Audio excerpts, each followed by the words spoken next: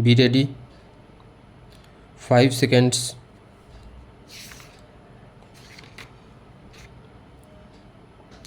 Start. The district judiciary is the backbone of the judicial system. Vital to the judicial system is the independence of the judicial officers serving in the district judiciary. To secure their impartiality, it is important to ensure their financial security and economic independence. To this end, at the instance of the All India Judges Association, this court in 1993 found the need to state that there must be a judicial pay commission separate and independent from the executive in order to ensure that the system of checks and balances are in place and the judiciary has a say in their pay and service conditions.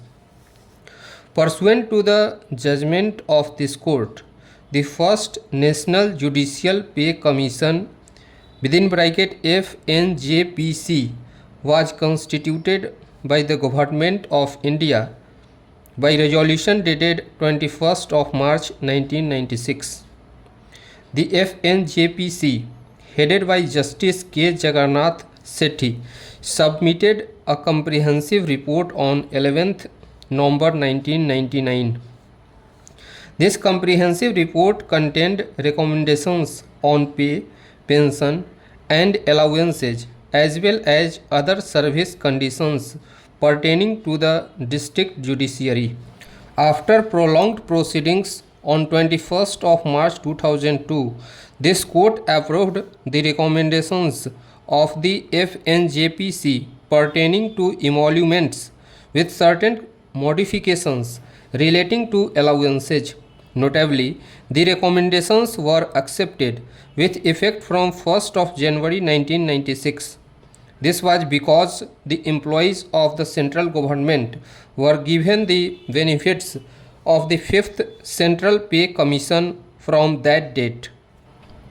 Within the next few years, the central government appointed the 6th Central Pay Commission and the commission made its recommendations which were accepted from 1st January 2006.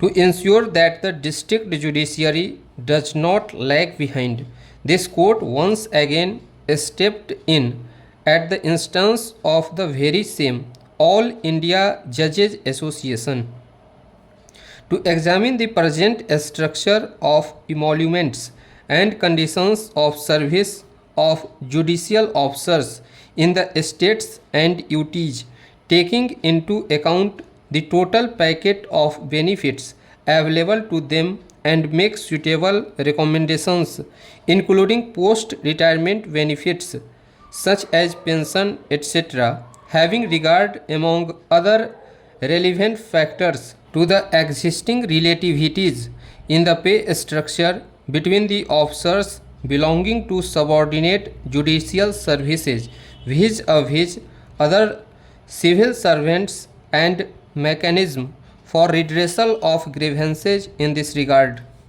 To consider and recommend such interim relief as it considers just and proper to all categories of judicial officers of all the states/union territories. The interim relief, if recommended, shall have to be fully adjusted against and included in the package which may become admissible to the judicial officers on the final recommendations of the Commission.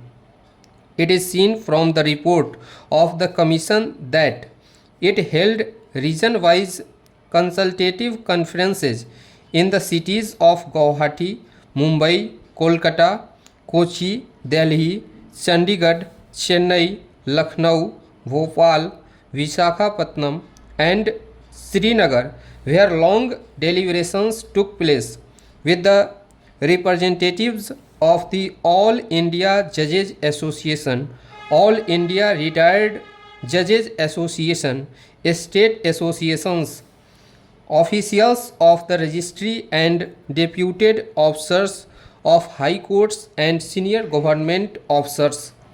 A perusal of the report indicates that the Commission has analyzed the representations from various sources and periodically consulted with several experts while preparing working sheets and calculations. This court took cognizance of the report on 28th of February 2020. For the assistance of the court, amici curiae were appointed. Stop.